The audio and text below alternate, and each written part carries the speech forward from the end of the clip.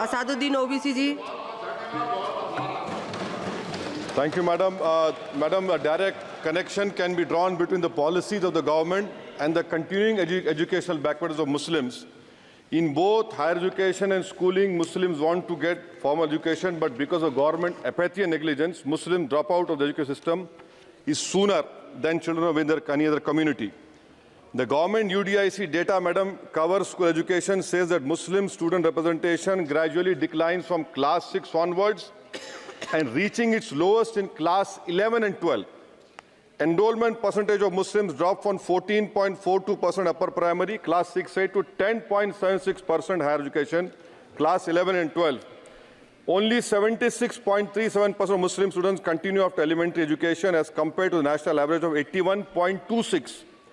Madam, 28 states have gross GR of 80% for primary education, but only 12 states achieve 80% secondary level. This shows a clear systemic bias against Muslims. Muslim children do not have means to cross beyond primary education, but the government has limited pre-matric and post-matric scholarship class and above. I want to know from the Modi government that does the Muslims of this country have a fundamental right to education under Article 21A or not? Or do you want to make the Muslims, 17 crore Muslim second-class citizens status permanent?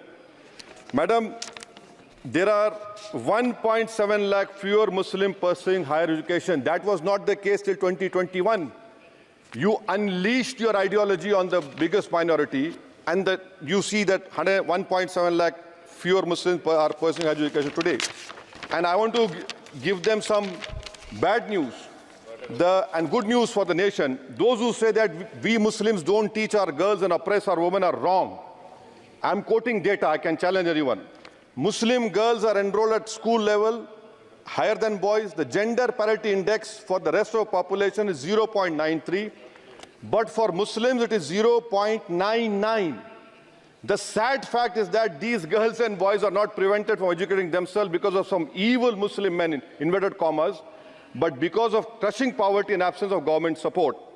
This government education policy talks about universal access to education, ensuring universal literacy in India of 2047. But how can you achieve, sir, if 14% of population is dropping out of education at primary level? How can you achieve when about 25% rural youths in the age group of 14 to 18 cannot read a class 2 level text fluently in regional language, and while more than half struggle with division 3-digit by 1-digit problems, a skill usually is expected to achieve in class 3 and 4. Madam, over the years, there has been a shift in momentum towards private schools. Government data indicates a decrease in the share of government schools in the elementary category of 87% in 2006 to 62% in 2022. Maybe the Mughals are responsible for this.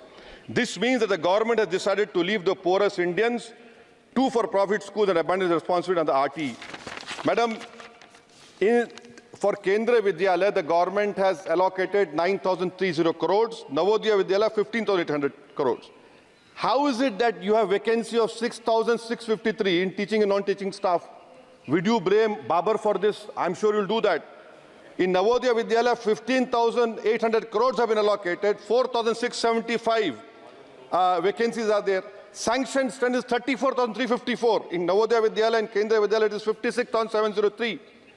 You have passed a law 5 months ago about cheating, malpractices, but you are so great in implementing. It took you 5 months.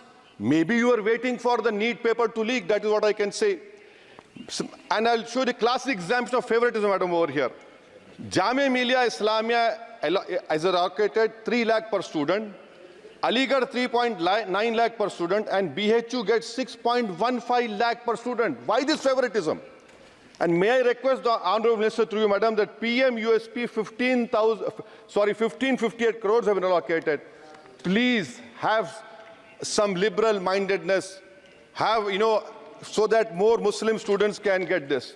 Your HIFA scheme, Madam, HIFA scheme, 39,720 crores have been sanctioned for 103 institutions. 22 are IITs, 12 are AIMs. These people can pay back money. How can Jamia Millia and AMU pay back money? I don't know who has told you this. And more important, madam, 29% of graduates and above in India are unemployed. And half of them do low-skilled jobs. This is for you to understand. And may I come to Jamia Millia, madam. Jamia Millia, You have no permanent vice chancellor. Why is it that a registrar is not even qualified to hold that post? Why is it that a standing council is running the Jamia Millia? And please inquire that why 438 crores have been given HIFA, whether competent construction companies have been given or someone has been on the basis of favoritism. How is it, sir, that the present status of 100 years old Jamia Teachers Association, their office has been sealed, their body has been dissolved, there is no funds to run the university, to pay outsourcing staff, to build for building maintenance, no research grant? I demand that registrar and the standing council to be immediately removed. Now, coming to Aligarh Muslim University, there are 1,400 daily. मैं खत्म कर रहा हूँ 2 minutes में. AMU daily wage workers are 1,400, temporary 1,559. Why don't you regularize them? And why are you not giving separate funds, Honorable Minister Garu, to the AMU branch at Murshidabad, in Mallapuram, and in Kishanganj? You want it to be closed? Madam, as of July 2023, the share of ST-OBC in senior professors is even lower. I'm giving you figures, madam. In central universities, there's 66.29 general teaching staff. SC, ST-OBC only 30%. NIT 67%. 33% ST-OBC. In IIT, 84.5 general category. SC, ST-OBC 14%. IIM 86.83%. And in general 11%. Who's responsible, sir? You are running the government 10 years. You are running the 10 years. And lastly, madam, Mananiya sir, this complete lastly, NCRT has been given 500 crores.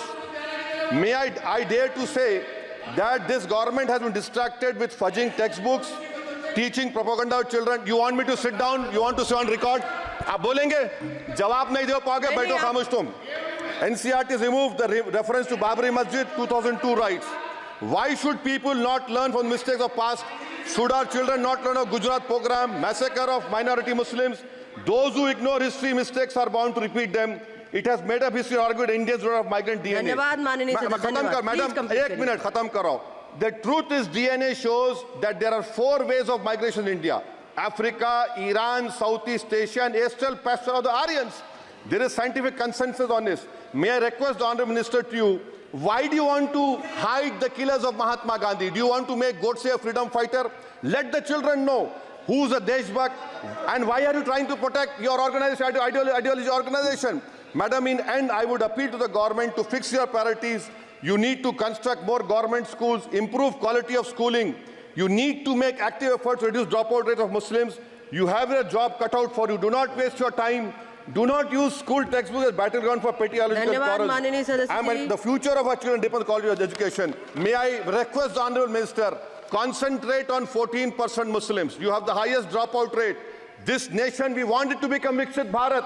But if you keep on unleashing the ideology of hatred, we cannot become Viksit Bharat. Thank you, madam.